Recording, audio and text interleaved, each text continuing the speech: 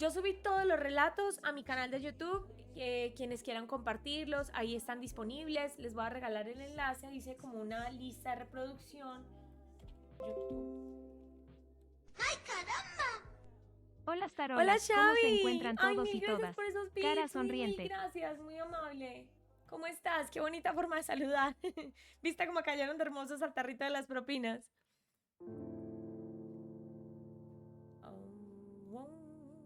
Mi canal. Listas. Listas de reproducción. Listas de reproducción creadas. Comisión de la verdad. Este es el enlace de los relatos de la Comisión de la Verdad que leímos en el canal. Los subí todos a YouTube porque me parecía importante dejar registro de eso. Ahí están quienes lo quieran compartir, quienes quieran repetirlo, compartírselo a alguien, pues ahí están disponibles. Entonces el último relato, la verdad. Hoy es el último día, estamos despidiendo ese segmento. Ya llegó Xavi, sí. Xavi que siempre saluda con pizzas, una maravilla. Yo los veré después. No hay problema. Tú eres colombiano. Sí, me habías dicho, ¿cierto? Sí. Se me va la memoria a veces. Como afortunadamente ya hay tantas personas aquí que se les agradezco con el alma, a veces se me pueden olvidar cositas. Entonces, bueno, les estaba contando, fue una experiencia difícil, pero yo creo que fue muy interesante, que me dio otra perspectiva. Por ejemplo, yo siempre he tenido mucho recelo, obviamente. O sea, con los 3 actores armados del conflicto armado he tenido siempre muchas diferencias ideológicas, políticas, o sea, sesgos, he tenido prejuicios, muchos, con todos. Sin embargo, yo tengo que admitir que haber leído los relatos me dejó de pronto ver un poquito otra cara que yo tal vez no tenía en cuenta respecto a, por ejemplo, lo que pasó con los falsos positivos. Entender que muchos de los soldados que estuvieron implicados son personas que tal vez no tenían opciones o... Bueno, no es justificar, ¿cierto? Es intentar como entender un poco más. Y entender no implica necesariamente empatizar con las decisiones que esas personas tomaron, sino simplemente eso, como intentar dar como una razón respecto a lo que sucedió, ¿cierto?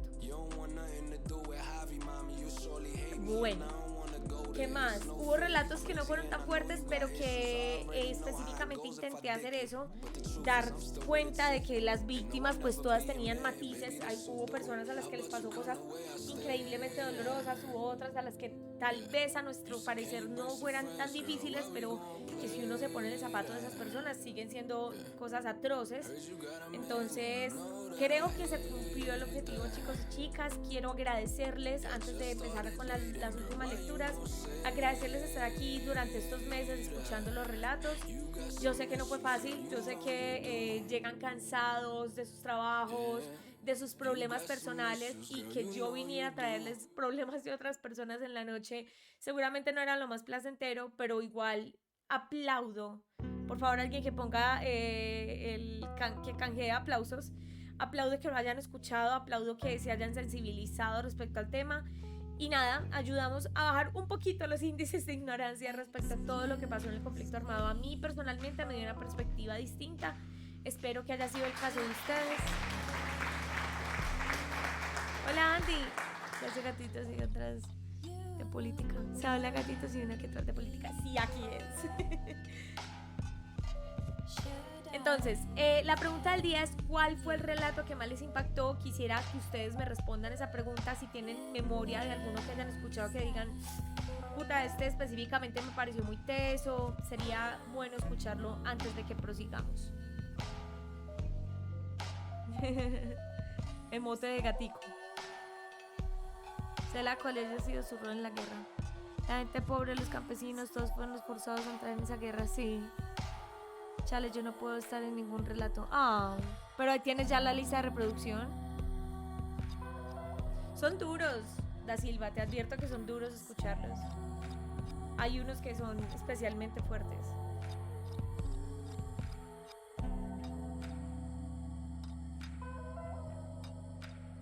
Xavi, ¿tú tienes de pronto algún relato que te haya marcado específicamente?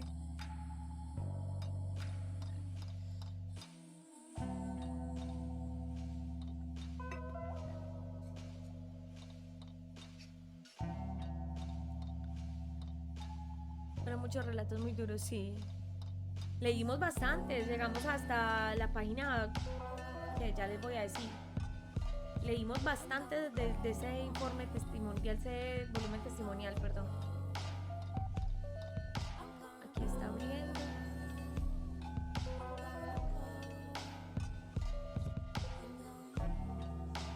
Ay, fue puta.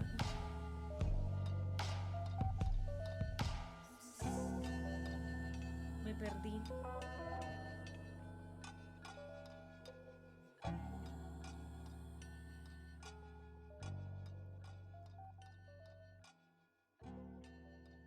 Recuerden que leímos, a ver, vamos a pasar como por un poquito, como por los capítulos. Vamos a hacer como un derrotero pequeñito.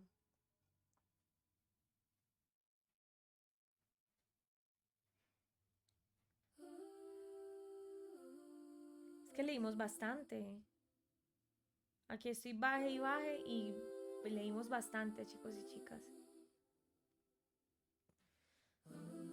En la boca del lobo. Recuerden que leímos los relatos en los que... Eso fue otra perspectiva bonita que me dejó haber leído estos relatos, y era que la madre tierra, la naturaleza, los animales, los ríos, los manglares también fueron víctimas de este conflicto armado. Es que nada se escapó en este país. Entonces también me pareció chévere. Chévere no es la palabra, perdón. También me pareció importante haberlo reconocido. Eso no nos lo dejaba dormir. Hermano, desaparezcase de ahí. Estoy leyendo los nombres de algunos de los relatos que leímos. Dígales que se vayan.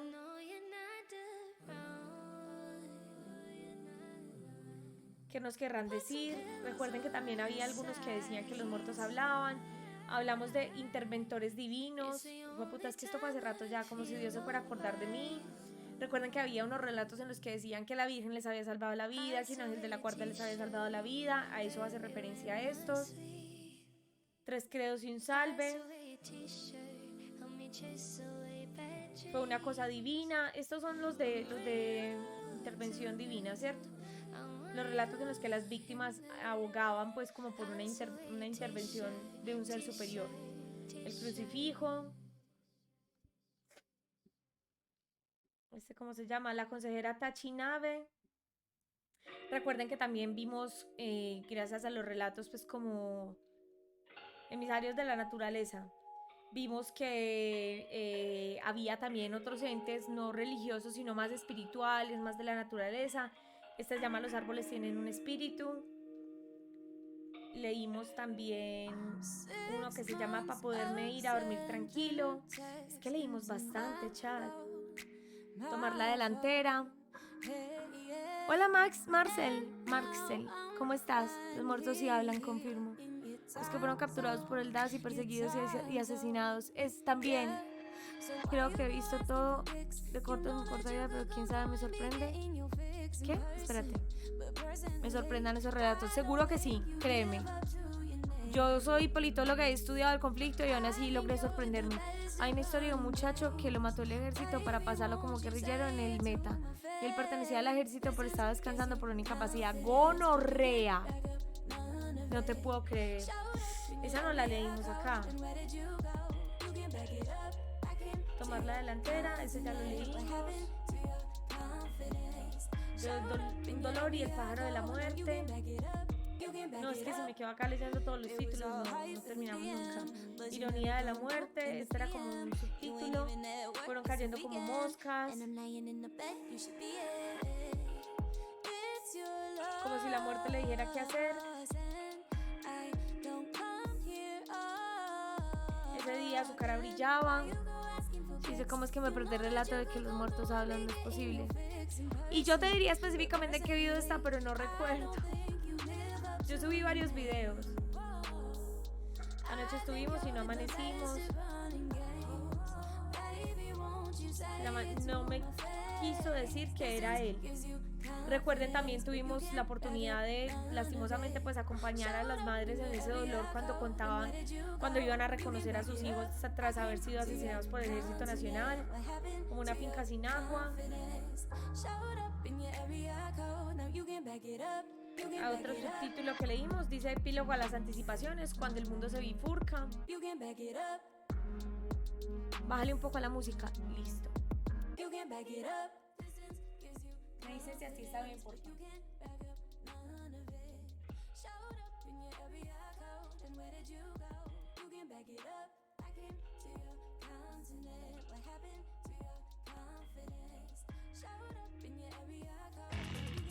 Oh. Marcel, mil gracias por ese follow, bienvenido. Pasamos a el libro de las devastaciones y la vida. Ahí fue cuando hablamos, recuerde, pues del manglar, del río, del mar. Cuaderno 1, los lugares rotos.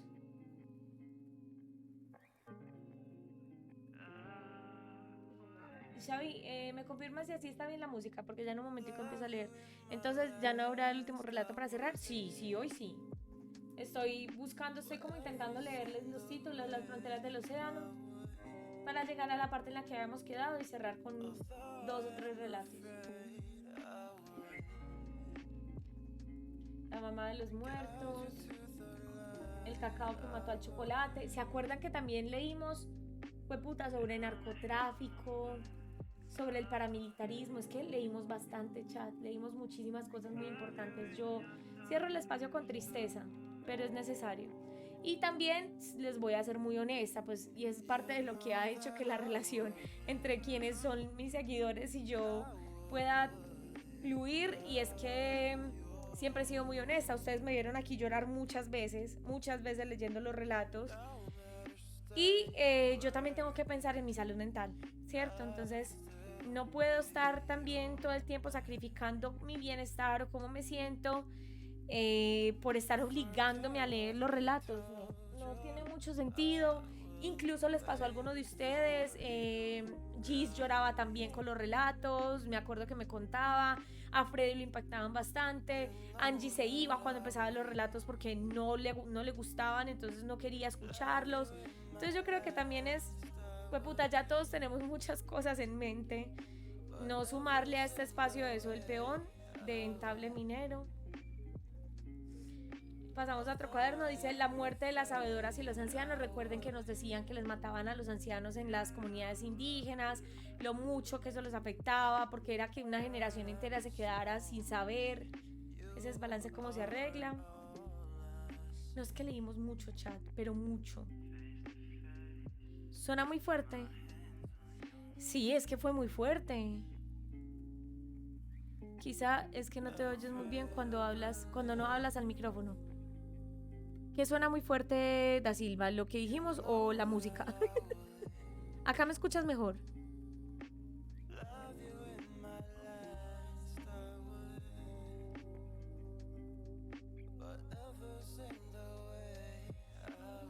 Igual la serie continúa en YouTube. Ah, sí, claro. Las historias. Yo escucho bien todo, eso es bueno. Sí, y este también va a quedar, el de hoy también va a quedar en YouTube. Obviamente ya estamos grabando. Ya vamos a empezar a leer, chat. Perdón, que es que vamos en la página 274 y no he terminado lo que hemos resaltado de leer. No, lo que hemos leído no lo he terminado de pasar. Es que sigue. Miren, les muestro.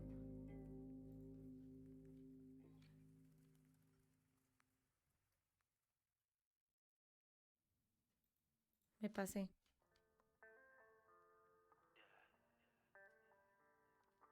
¿Será que ya? ¿Será que por fin cuando les mostré? No, miren, todavía. Todo esto ya lo leímos. Ya lo leímos.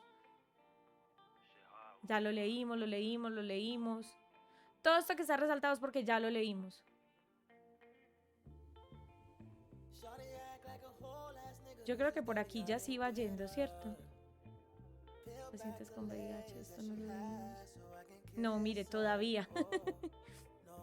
Es que leímos bastante, chat. Llevan varios meses. ¿Cuándo salieron nuestros relatos? ¿Alguien se acuerda? Yo tengo muy mala memoria. Pero desde que salieron los relatos los empecé a leer en el canal. Y había semanas en las que leía hasta 2 veces por semana. Todo esto ya lo leímos, chat.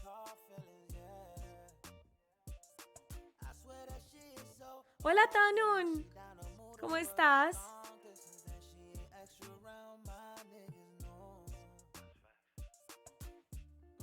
Parce, ¿cuándo se acaba esto?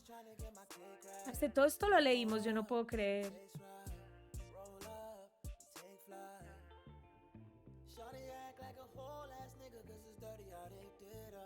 Yo creo que por acá era. Yo creo que este era el último.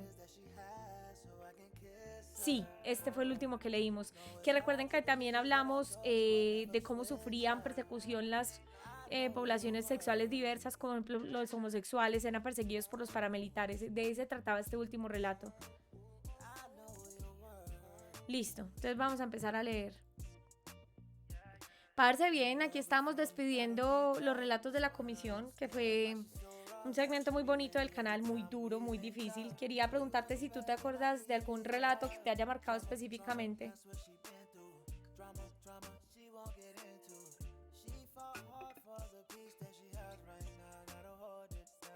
En eso andamos hoy.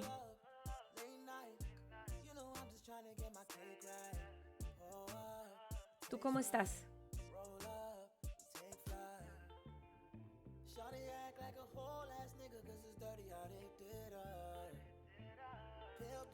Vamos a adelantarnos. Esto ya lo leímos.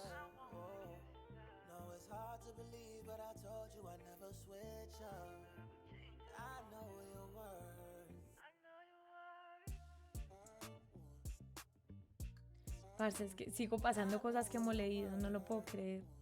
Leímos demasiado, chat.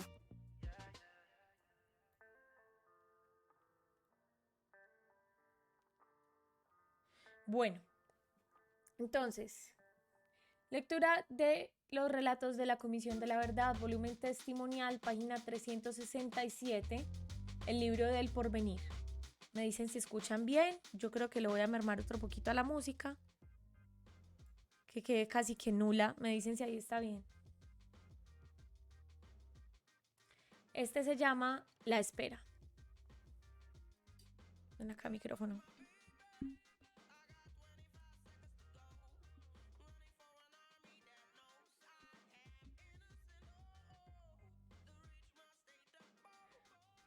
Esto es como un título, dice, las comisiones de la verdad reciben su mandato en un momento intermedio entre el pasado que investiga y las expectativas e ilusiones sobre el futuro. Precisamente una de las reflexiones más importantes de este volumen testimonial tiene que ver con ese porvenir. ¿Qué expectativas de transformación puede haber en un país aún en conflicto? ¿Se puede hablar del mañana? Algunos podrían afirmar que no, y menos en un informe final de esta naturaleza que busca darle un orden y una explicación al pasado. Sin embargo, el libro del porvenir se pregunta justamente por aquello que permite imaginar lo que viene y por sus retos. Más o menos, no por ello se trata de una pregunta sobre el futuro. Por el contrario, se trata de entender cuáles son los recursos sociales y culturales que comunidades concretas tienen a la mano para imaginar el porvenir desde la cotidianidad de su presente. Algo que en ocasiones significa soñar con un pasado idílico, inalcanzable, o heredar los proyectos inacabados de generaciones anteriores. Después de escuchar testimonios alojados en el sistema de información misional de la comisión y de recolectar algunos, encontramos que el porvenir se reducía a fragmentos, a párrafos, que si acaso aparecían al cierre de las entrevistas o después de que se preguntaba, ¿quiere contarle algo más a la comisión? ¿Qué opina del proceso de paz? ¿Qué cree que pasará más adelante? Así que tuvimos que aguzar el oído. El porvenir se escondía en el paisaje de la devastación que no solo se escuchaba en su antagonismo con esta. Las personas no imaginaban el mañana sin cierto matiz de desesperanza. Lo contrario, un futuro idealizado quizás solo tenga sentido si se sueña desde una indiferencia. Por ello, este libro no pretende ser apologético, sino mostrar las contradicciones y las imposibilidades y las incertidumbres de la esperanza. Ay, mira ese sticker tan hermoso. Ya que el dolor puede fácilmente tragarse las historias, las narraciones que vienen a continuación fueron editadas de forma en que se presentaran sin profundizar en él. En otras palabras, la densidad del dolor puede variar de una historia a otra, pueden ser 3 párrafos o 2 páginas, lo necesario para dar paso al porvenir. En este sentido, debe ser claro que el dolor no está ausente y que el esfuerzo del equipo no fue eliminarlo, sino reducir su volumen. Por otro lado, encontramos que el porvenir no es diacrónico. Aunque se proyecta desde el presente, los futuros posibles y las grandes transformaciones se conectan con los proyectos de las personas que llevan soñando durante décadas. Asimismo, Las historias de este libro nos permitieron comprender que en la vida cotidiana también hay un proyecto de nación. Si bien las personas no entendían su quehacer como algo digno de contar, por ello la construcción de la paz no solo debe verse a través de la reinstauración y la institucionalidad y de la estatalidad, como suele proponerse desde las visiones más comunes del tema, sino también en sus formas de operación cotidiana. Ay, esos stickers tan lindos. Finalmente, esta apuesta se materializó en las 4 secciones de este libro.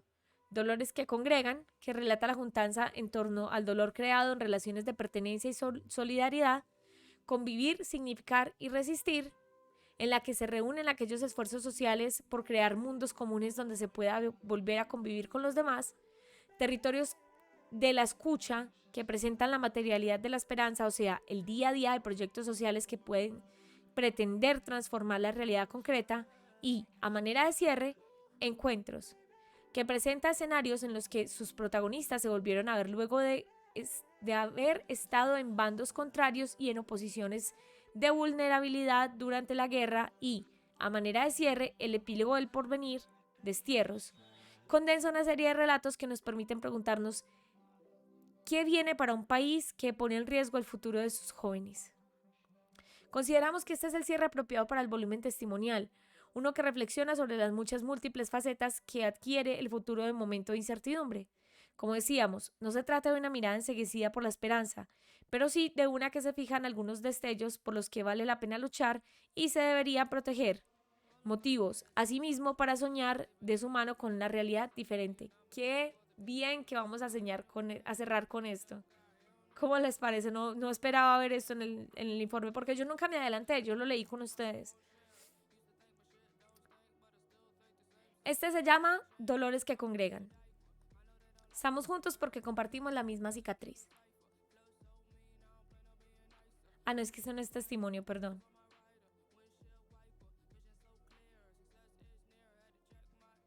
Este se llama La voz de los ancestros.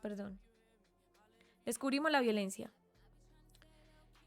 Recuerdo en mi infancia el poder jugar con mis primas. Recuerdo mucho con mis primos y con los vecinos, muy cuidados. Nuestros papás estaban muy pendientes.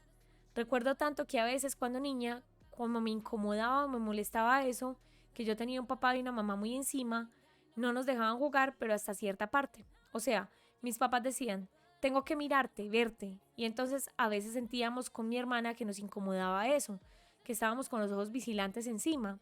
Porque a veces uno de muchacho quiere ir más allá, a la otra cuadra, a tal cosa, y no se puede.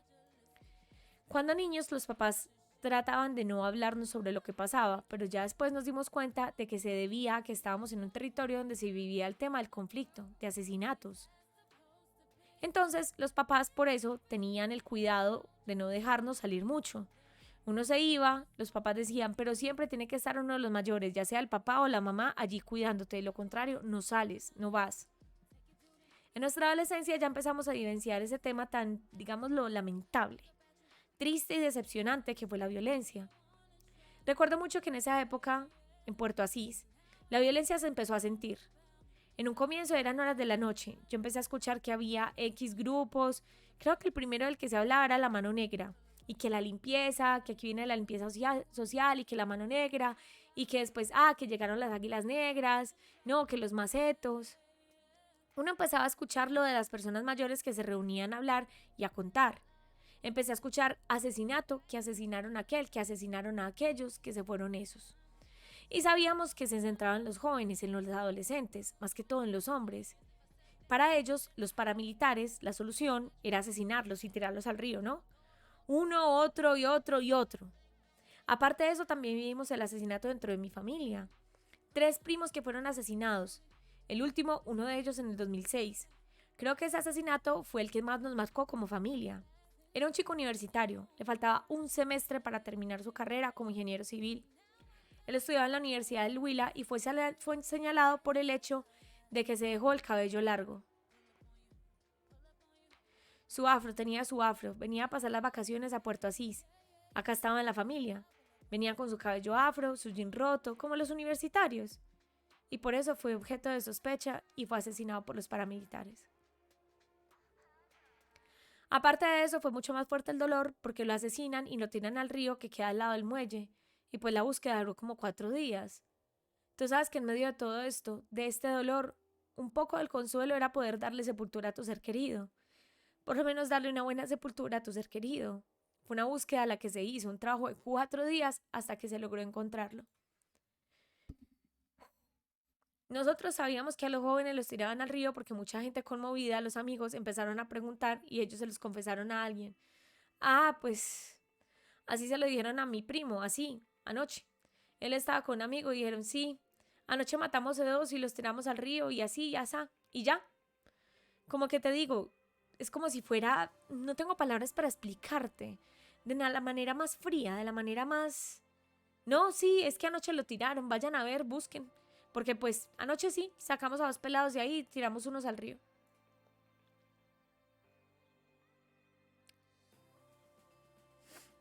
¿Qué tiro con eso? Es como si hubiera algo normal. Mi relato del perrito fue el que más me impactó. Pues recuerdo ese, violencia en Colombia, parce. El del perrito fue, yo lloré lo que ustedes quieran, ¿se acuerdan? El recorrido nocturno. Esto quebranta una familia. En el caso de mi tía, ella le confesó a mi mamá, yo estoy viva, pero estoy muerta en vida. Me ves aquí en vida, pero prácticamente al matar a mi niño me mataron a mí también. Eso marca mucho el hogar. Así estábamos todos. Nos cansamos. La gente se cansó y dijo, si con tanta frialdad tiran los pelados al río, con los alcentros los encontramos y que les demos sepultura. Eso es lo bonito dentro del proceso organizativo como afros, dentro de esa parte cultural nuestra. Está la parte de la espiritualidad. Cuando fallece alguien, como nosotros despedimos a ese ser querido, hacemos nuestro rezo, nuestros alabados, nuestros arrullos, esos cantos. El estar dentro de ese proceso de comunidad afro organizada no es solo lo de la espiritualidad. Lo otro más bonito es la hermandad, los escenarios de compartir, de convivencia. Son todos los espacios que generamos para llamar a nuestros ancestros y que nos llenen de luz, que nos llenen de esa energía ancestral para decirle al otro, ve, mira, aquí estamos, tenemos ese color de piel, amamos este color de piel. Desde esos escenarios nosotros permitimos que nuestros ancestros nos iluminen, que nos lleguen. En el caso de mi primo que te comento, que fue asesinado, que fue tirado al río, se lo encontró al 4.º día porque se hizo un ritual ancestral luego de que empezamos a implementar una búsqueda a buscar nuestros jóvenes. Se coge un totumo, se le prende una vela en el centro a ese totumo y se hace una oración para que permita... Esa oración se hace a nuestros ancestros, que llame ya, a Elegá, a todos ellos. Se los llama para que nos ayuden a buscar a ese ser querido que está en el río, porque como te digo, 4 días ya perdido, ya se había perdido la esperanza y se hizo ese ritual. Ese totumo es limpieza. Cuando tú lo sueltas al río, ese totumo empieza a recorrer y se va, y se va, y se va. Él llega a un punto en donde está la persona que estás buscando y empieza a dar vueltas, a girar y a girar. Entonces ahí tú ya te concentras en buscar a esa persona y ahí está. Y así fue como se logró encontrar tanto a mi primo como a otros chicos. Uno sí fue por accidente. O sea, se estaba bañando aquí en el ferry, saltando y se ahogó. Fue, digamos, algo accidental. La forma en cómo se encontró fue a través del ritual ancestral. Se volvió, por así decirlo, una actividad comunitaria. Nos volvimos la comunidad de búsqueda. Ir al río y con la ayuda de los ancestros buscar a estos jóvenes. Y es que los desaparecen, pero nosotros los encontramos y así sus madres los pueden sepultar.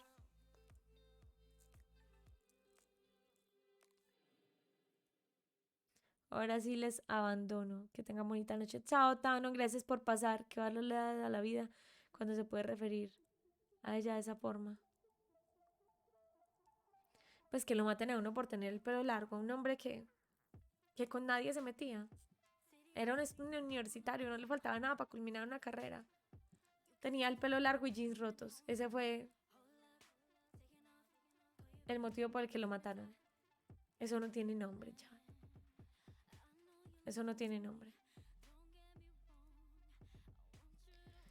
Bueno, vamos a leer otro. Este se llama ¿A dónde va el tiempo perdido? Ay, yo miré una cosita.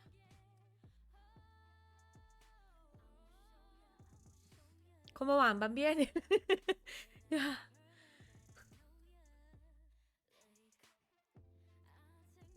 Tierra y humo alrededor. Mi accidente fue en el corregimiento de Pancitara. ocurrió en el año 2002, cuando ordenan la recuperación de los territorios que estaban en la zona de distensión. Repentinamente, las zonas que durante mucho tiempo, más de 12 años, habían sido ocupadas por grupos al margen de la ley, se llenaron de grupos armados del gobierno. Un día normal, por allá a mediados de agosto, aparece la fuerza pública. En ese momento en la comunidad nadie sabía de la presencia de minas. Se había escuchado en el noticiero, pero en los llanos orientales en otras partes. Por eso nadie estaba sensibilizado de la situación. El cuarto combate fue el 14 de septiembre del 2002. Fue en horas de la tarde. Se oscureció con esa zozobra de combate. La preocupación de nosotros eran los animales de las fincas que exactamente quedaban en esos sectores. Los comuneros normalmente salíamos a recoger los animales porque, a causa del ametrallamiento y explosiones, se revolvían. De una finca se pasaban a otra y ya iban 3 meses en los que había ocurrido lo mismo. Era domingo, a las 6 de la mañana. Me madrugué, iba a recoger y asegurar los animales.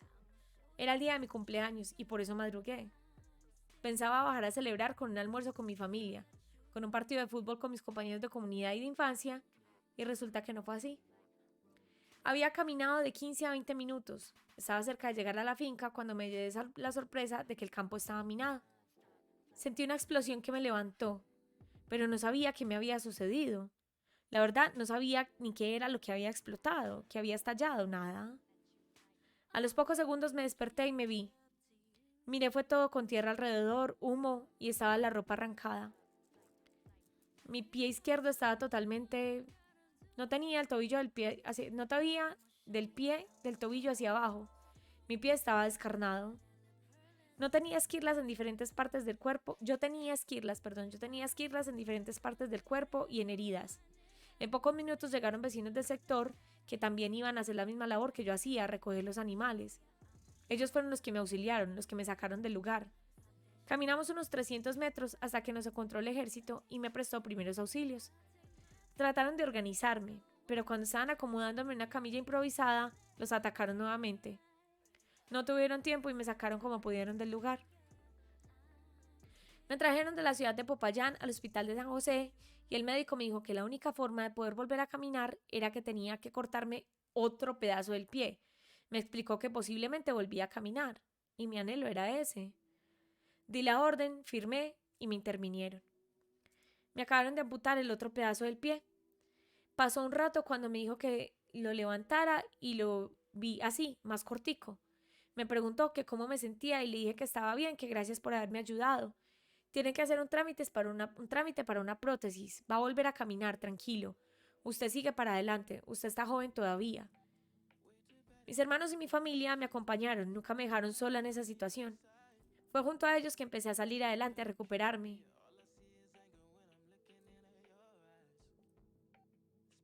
Ay, perdón. Hola, Mr. Agony. Quizá queriendo como recuperar el tiempo perdido, decía yo. Habían pasado 7 meses en los que yo estaba haciendo terapias y la cuestión de las prótesis. Me tocó estarme a campo Payán. El propósito mío era volver a pararme, caminar.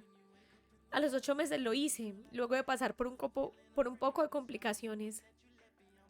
Y a la marcha otra vez, a seguir en lo mismo que yo hacía, trabajar en el campo, con los animales, en la casa, cuidando de mi familia.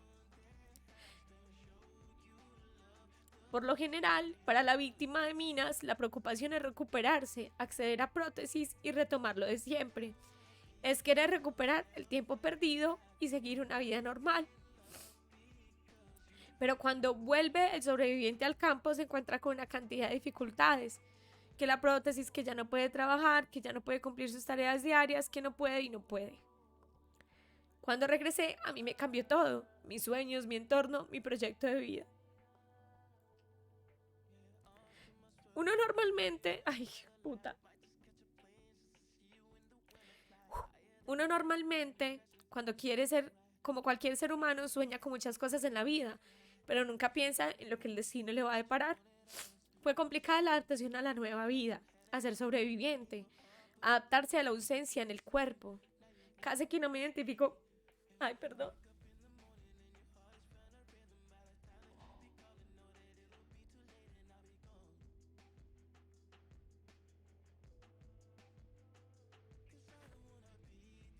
Gracias, Cami.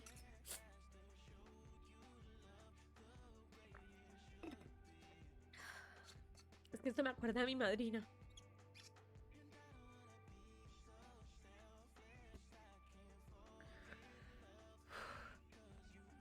Casi que no me identifico con las cosas para discapacitados. No quisiera ser parte de un pueblo discapacitado. A mí no me gusta que me tengan como una persona inválida. En mi mente intento decirme que estoy bien físicamente a pesar de la dificultad. No, definitivamente no me identifico. Cuando uno se ve, hay veces que se acompleja porque uno no puede realizar las actividades que uno realizaba. Mejor dicho, uno quisiera no depender de una prótesis, ser una persona normal, correr, jugar fútbol me gustaba mucho, muchísimo, me gustaba compartir con mis amigos. Ahora ya uno depende de una prótesis, de si esta prótesis me va a llevar a la tal parte, que no puedo caminar mucho porque me molesta, que se me daña también, que hay que cuidarla y todo eso. Eso hace parte de lo que se siente uno en la realidad de quién es uno ahora. Uno dice, no, y es que ahora yo soy así y ya no puedo hacer tal cosa. Otra cosa que nos ha pasado a muchos compañeros es que cuando alguien pisa una mina antipersonal, la comunidad le dice, es que era colaborador de la guerrilla, es que era guerrillero. Ay, se me regó la pestañina. Es que era guerrillero. Es que fue por ir a ver al grupo armado. A mí también me señalaron, me decían que fuera donde la guerrilla para que me colocaran la prótesis. Yo sé que esos señalamientos los han recibido muchos, muchos.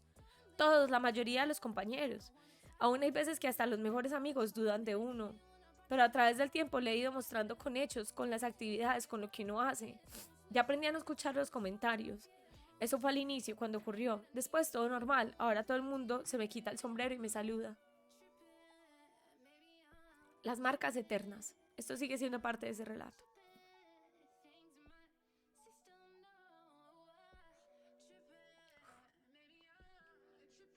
A mediados del año 2005 me invitaron a la ciudad de Bogotá, en abril o mayo, a gestionar ayudas para dar a conocer los casos de nosotros. En ese tiempo los sobrevivientes que habíamos éramos muy pocos, no teníamos conocimiento sobre derechos ni deberes. Fue un poco complicado al inicio porque el tema de las minas antipersonal en el Cauca era muy ajeno todavía. Poco a poco fuimos llevando el proceso de recuperación personal. Para el año 2006 me hicieron por allá la primera invitación en la campaña colombiana contra minas de la ciudad de Bogotá. Estuve allá unos meses, como 2 meses, y luego me invitaron para la ciudad de Medellín a ser parte de un equipo nacional de formación y educación sobre el riesgo de minas antipersonales.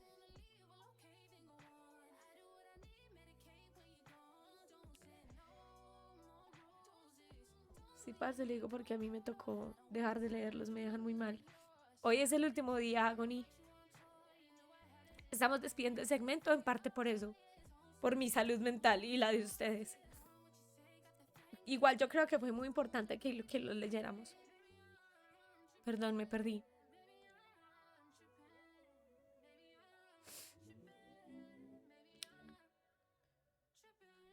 Allí fue donde tomamos conciencia de la situación. Fuimos 3 compañeros del Cauca más 27 a nivel nacional y ahí fue donde iniciamos un proceso y entendíamos que no éramos pocos, sino una comunidad que había vivido una situación tan complicada. Desde el 2002 habíamos empezado a organizarnos en la Asociación de Víctimas de Minas Antipersonas del Cauca.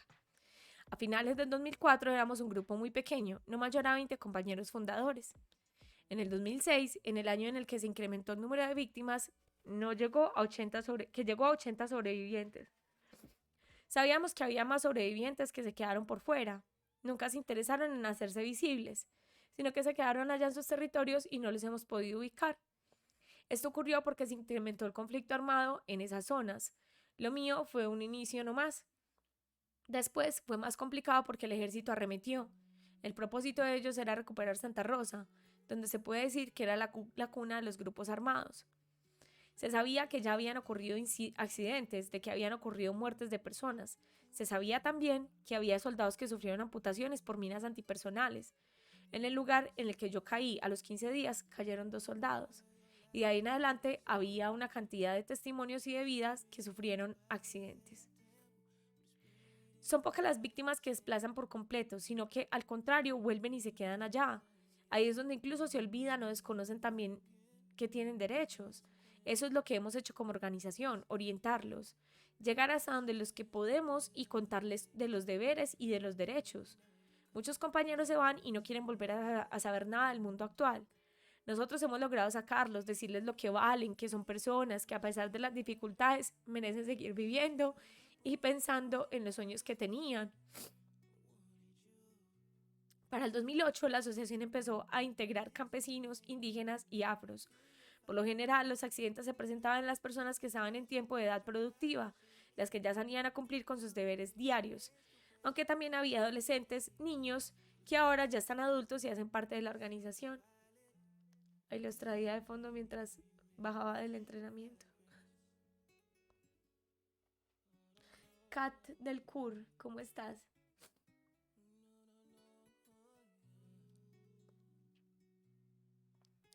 Después de todo esto en mi vida me enfoqué más en lo asociativo. Mi organización es como una familia. Ellos me ayudan cada vez que uno está deprimido. Nos ayudamos a entender, a querernos y a tolerar. En la asociación uno es consciente de la realidad de lo que vive una persona al pisar una mina antipersona. Uno logra hacer algo por ellos, por la enorme cantidad de gente que uno conoce. Sus experiencias le dan sentido a la vida, a saber que no ha sido tiempo perdido. Nosotros vivimos una experiencia. Somos un claro ejemplo de que sobrevivimos a una situación complicada. Les digo a los compañeros que somos la historia, las secuelas que quedaron. En nosotros quedó la cara del terror. El conflicto no armado no está en nosotros. Está en nosotros, perdón. No está en nosotros, pero en nosotros quedó marcado y todos los días lo recordaremos. Para nosotros todos los días se revive la guerra. No es fácil olvidarla, pero que también vaya con nosotros una marca eterna de la satisfacción de haber sensibilizado corazones y trabajar por las personas que quizá nadie tenga que volver a vivir estos inconvenientes.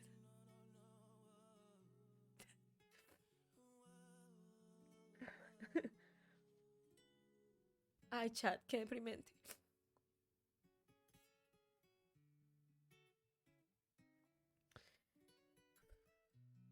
¿Cómo vas, Gis? ¿Cómo te fue en la otra clase de conducción del domingo? Yo pienso que te está afectando bastante. Deberías pausar un momento.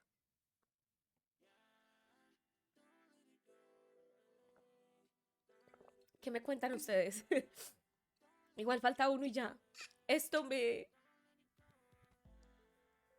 Es que me acuerdo de una experiencia cercana de un familiar de mi madrina.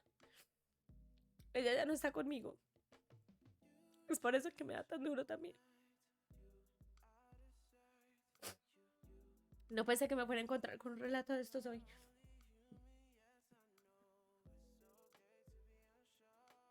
Hablemos de la vida.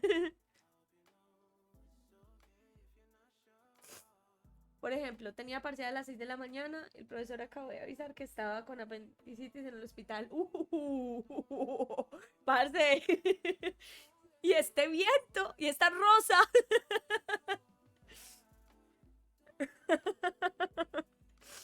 No, pero él se va a reponer. No nos estamos alegrando de una cosa muy grave.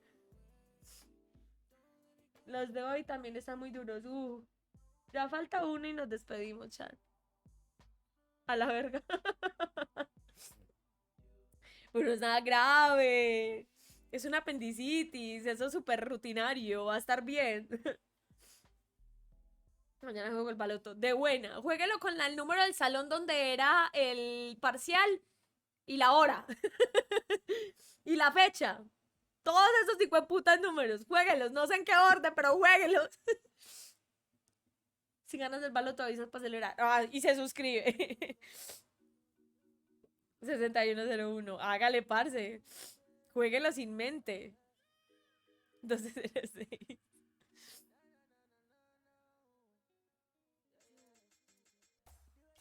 0600. 6101. 0211. Bueno. Leemos el último y nos despedimos, ¿ok?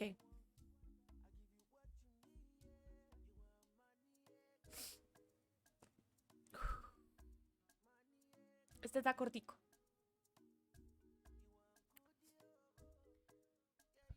Esta se llama Como volver de la muerte. Andrea Juguito. Es que Andrea Juguito, hay que cambiar eso. Mario, mi esposo, murió en la primera masacre del 3 de noviembre del 2000, con 19 personas más. Ahí murió mucha gente inocente, mucha gente que nada tenía que ver con esa guerra. Nadie estábamos preparados para una cosa de esas. Cami, gracias por ese cheer. Mira qué bonitos. Gracias. Chiruno, chiruno, chiruno. Mucha gente inocente que nada tenía que ver con esa guerra. Nadie estábamos preparados para una cosa de esas. Ni siquiera imaginábamos que nos podía ocurrir aquí. Acá en el pueblo, jamás. Uno no veía sino la gente trabajando, luchando por salir adelante, para sacar los hijos adelante. Eso era lo único que uno veía. Uno piensa, pero ¿por qué le pasó a fulano esto? ¿Por qué? Mucha gente murió ahí inocentemente. Muchos de los que murieron no supieron ni por qué.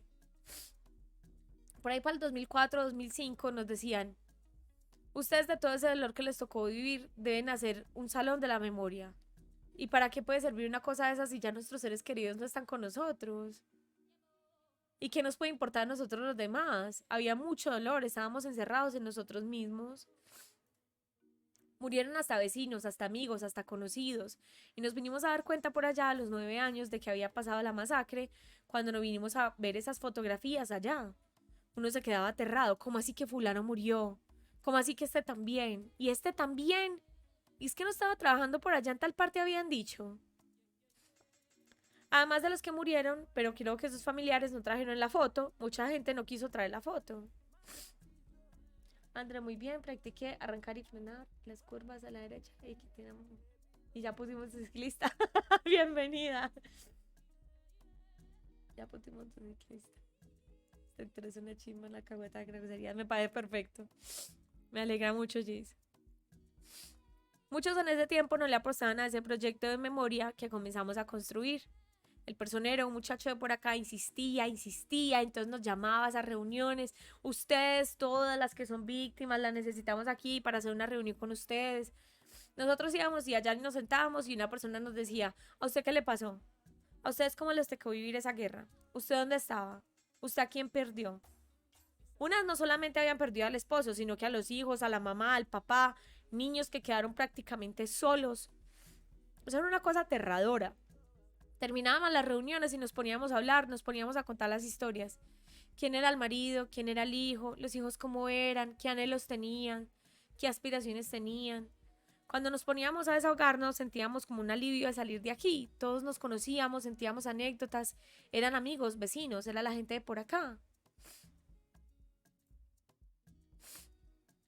Y cuando será que volvemos a encontrarnos, tan bueno como que descansa uno cuando se desahoga. Y que cuando nos volvemos a ver, cuando nos encontramos, eso era lo que más anhelábamos. Ahí fue cuando comenzamos a entender que la vida tenía que continuar, la vida no se nos había acabado, teníamos que seguir luchando por esos hijos que habían quedado con nosotros para que más adelante ellos fueran el apoyo. Cuando hablábamos era recordando, ¿se acuerda del bigote de fulano? ¿Se acuerda cuando íbamos por allá? Darío.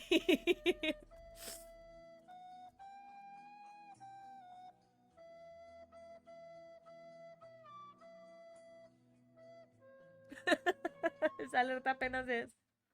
Qué buena música de ambiente. Nos animamos y dijimos, vamos a traer la fotografía a cada uno de los seres queridos, los que murieron. Las vamos a poner en un sitio. No sabemos todavía dónde, pero les vamos a poner un sitio para que los familiares y los amigos puedan venir a visitar a sus seres queridos acá. Para nosotros fue un comienzo poder hacer esa memoria.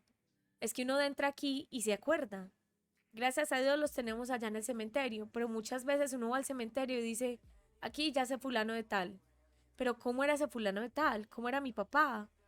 Yo ya no me acuerdo cómo era mi papá. Acá en cambio, perdón, yo allá no me acuerdo cómo era mi papá. Acá en cambio, uno dice, voy a ir a pasar por allá a ver quién está y quién encuentro para charlar un ratico, para tomarnos alguito. Así conformamos ese grupo, una comunidad. Cuando uno viene aquí, vuelve y recupera esa memoria que tenía tan perdida. Vea, así era mi papá, así era mi hijo, así era mi esposo. Así era. Me acuerdo cuando tenía esa camisa, cuando compré esa camisa. Yo en la casa no. Jamás de los jamases dice el fulanito Mario, el difunto papá. No, jamás. ¿Se acuerda mamá cuando papá vino tal día, tal cosa? Ah, ¿se acuerda cuando mamá, cuando fuimos a por allá al paseo de Confama que pasamos tan rico? Nos acordamos de todo, como si él estuviera aquí, como si estuviera por ahí. Yo digo que eso es como hacer memoria. Uno ahí ve que ellos mueren. Para uno es cuando uno los olvida.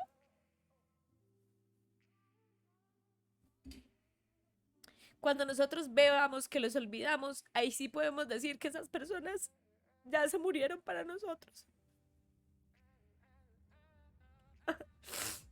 Del resto vivirán por siempre en la mente. Ay, parce.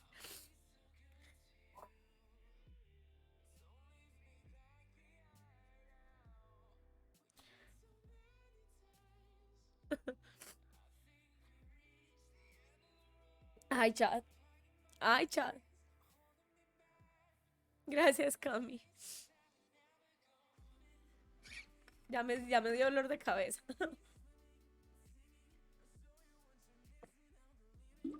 Bueno, yo creo que ya. Yo creo que no queda más que agradecerles por haberme escuchado.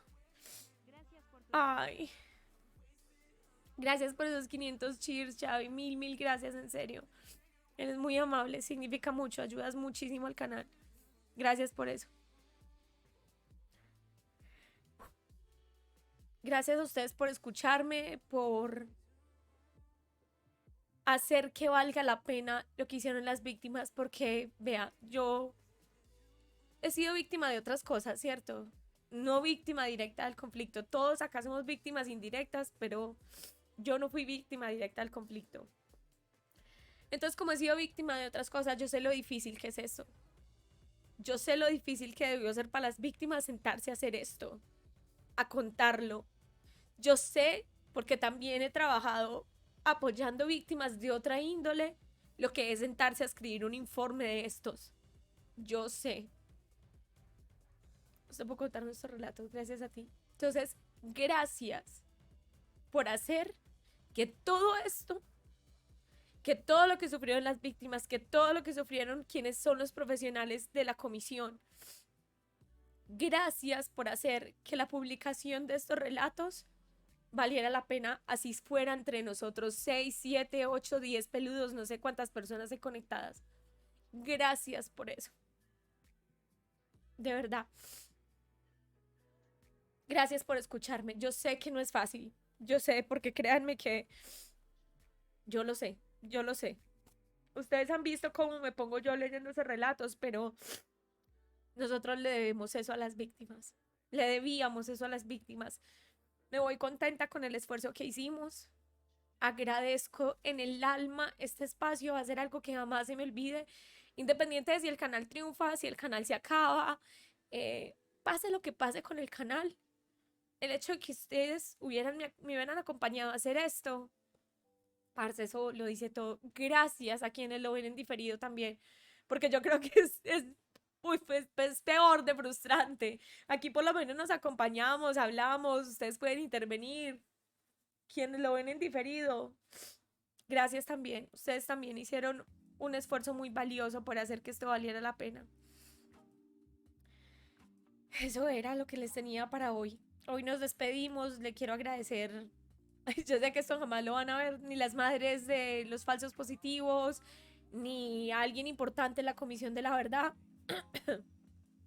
Pero quiero agradecerles por ese esfuerzo. De verdad, muchas gracias. Gracias por no olvidar y contar la historia de aquellos que ya no están. Sí, Eric. Y ya, mi gente. Ese era el programa de hoy. Mañana a las 8:30. No mañana a las 8, a las 8:30. Tenemos un programa muy chévere, algo más divertido. Ay, yo termino la grabación aquí, perdón. Gracias.